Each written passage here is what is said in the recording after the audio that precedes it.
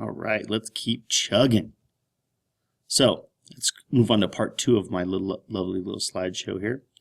And so there's lots of ways we can pull these minerals out of the ground.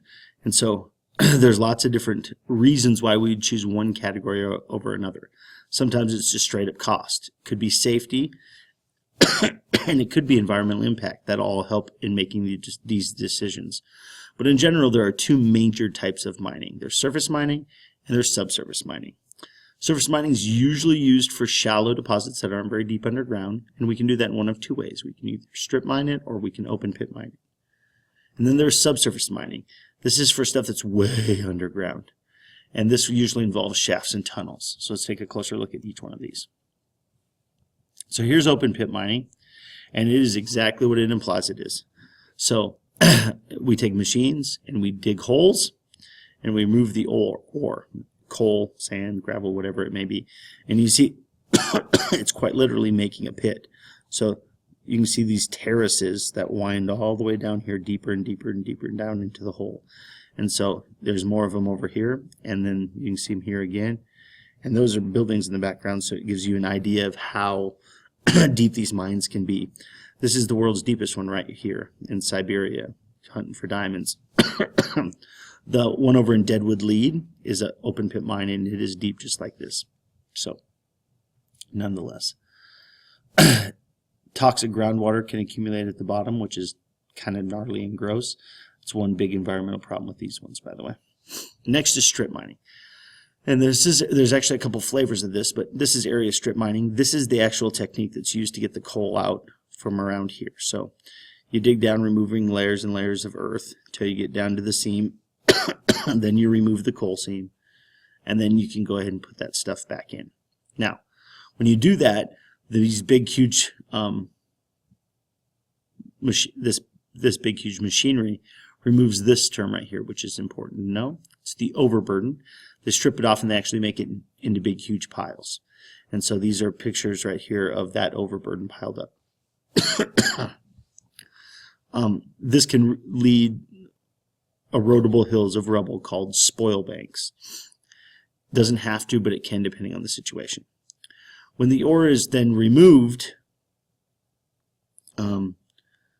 then they go ahead and put all of that stuff back in. Now, if they pile up this stuff, it's spoil banks. Now, they can also use different processes, like they can do along a riverbank and do like gold mining, and they can use a dredge. A dredge uses water to make it function. And if that stuff gets built up there, those are called tailings. So tailings is another term that matters for you. So it can be tailings, it can be spoil banks, and both of those are flavors of overburden. In addition to area strip mining, there's also contour strip mining. And this is kind of exactly like it sounds. You're doing the same process, but you're using the contours of the hills and the mountains, and you're following those. And this helps you reduce erosion and kind of gets you a terracing effect. So this especially is done when it's in hilly, mountainous terrain. We don't use it here because we're in the flatlands of Wyoming. So slightly different, but it keeps the basic same ideas and premises. And then there's one last little part of here that fits under the surface mining category, and it's this one right here called mountaintop removal. In some cases, depending on the situation, we've removed whole mountaintops, and here's examples where we've basically taken the top of the mountain, we just start trimming it off, cutting it down, getting it to where it is. The best example of that, oh, this is common, by the way, in the Appalachian Mountains. This is how they get to a lot of that good quality coal they have over there in, like, say, West Virginia. Not the only way. I'll show you the other way in just a second. Another example of this, Butte, Montana. Up in Butte, Montana, if you've ever been to Butte, the mine's right there. And the mountain right there used to be referred to as the richest mountain in the world because it had so many so many metal deposits in it, gold, silver, copper.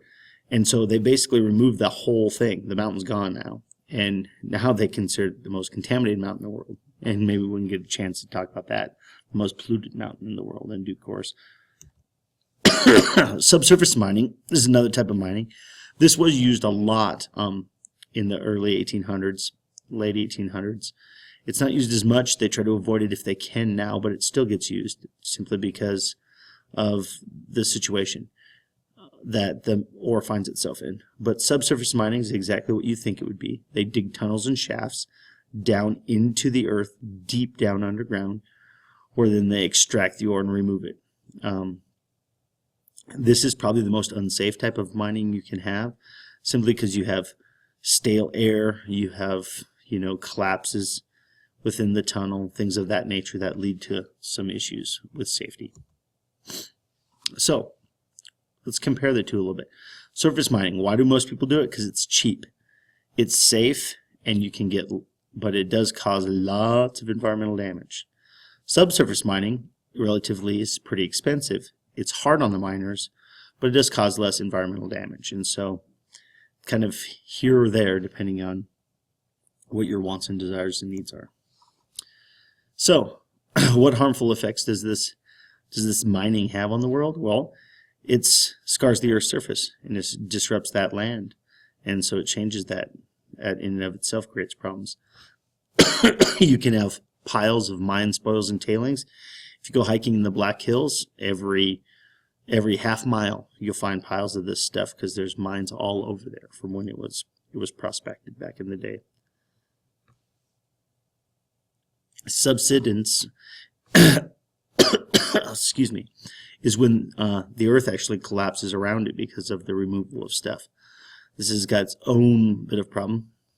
Next, you can lose the functioning of drainage systems around the area.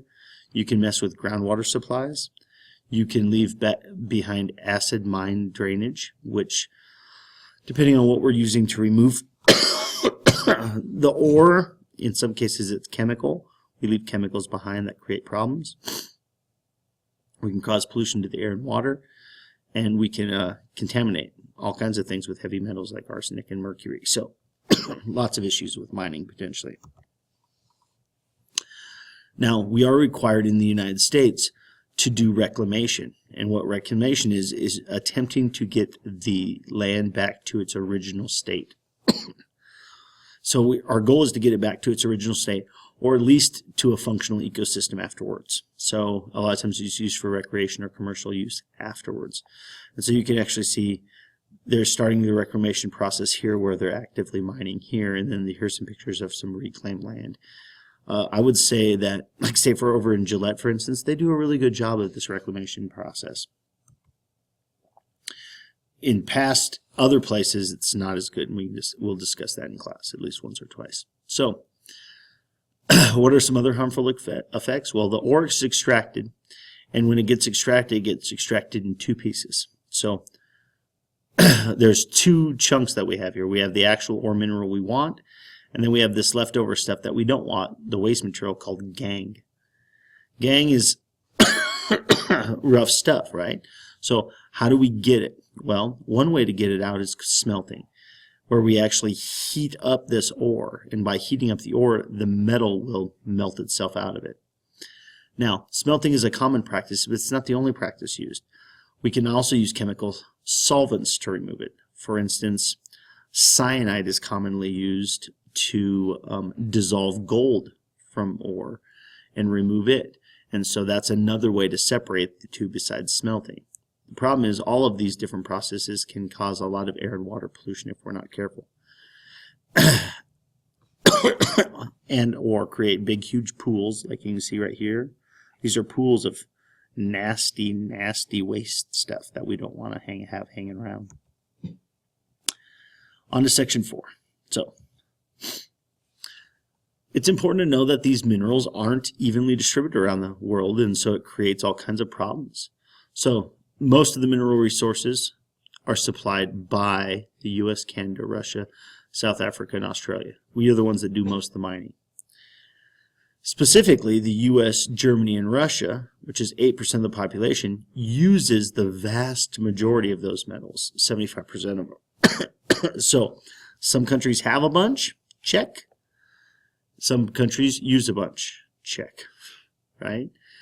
And that creates trade and all kinds of imbalances in the world, which can lead to its own set of problems. But it's important for us to know within that concept that we have what we call strategic metal resources. These are ones that you could consider to be essential or important to a country's economy and or military strength. And they're ones you don't necessarily always think about. Remember, aluminum and iron are pretty common in the soil, but manganese and cobalt and chromium and platinum aren't. And they're pretty essential things, and there's not a lot of them available on the planet, and for us, which is a big issue, we don't have very many of these guys. So the only way we can get a hold of this stuff to help our economy and our military strength is to get it outsourced from another country, which has its own political pitfalls. So, what's the future say? Well, the future supplies are based on several different things. They're eventually going to run out, but how do we judge things? So, we have to know the difference between what is actual or potential supply of the mineral and how fast we're using it. And those two things will come together to help make decisions about how vital these resources are. Just so you know, a rising price for a scarce mineral resource can increase supplies and encourage more efficient use. So aluminum and gold are examples of those. We've seen that in both of those two cases already. And so when it becomes economically depleted, and that means it costs more to get it out of the ground than what it's worth, then that creates other issues, and we can usually resort to recycling and reusing existing supplies. We try to waste less and use less, and that helps make up for that economic depletion. So when we look at this, we can look at it in three ways. And first of all, there's a term that goes along with this, which is called depletion time, which is the amount of time it's going to take for 80% of the mineral to be used up. And so when you get to that stage, you got to be concerned. And that's what these little dotted lines represent, is the depletion times. So there's basically three general ways they look at this. One is A. A is, man, we're using it like crazy. We're mining it. We're throwing it away. We're not really making any new discoveries. Prices are going up. And so you get a lot of it, but you see the depletion time hits really quick. If we switch our philosophy a little bit to, in addition to mining it and stuff, we recycle it.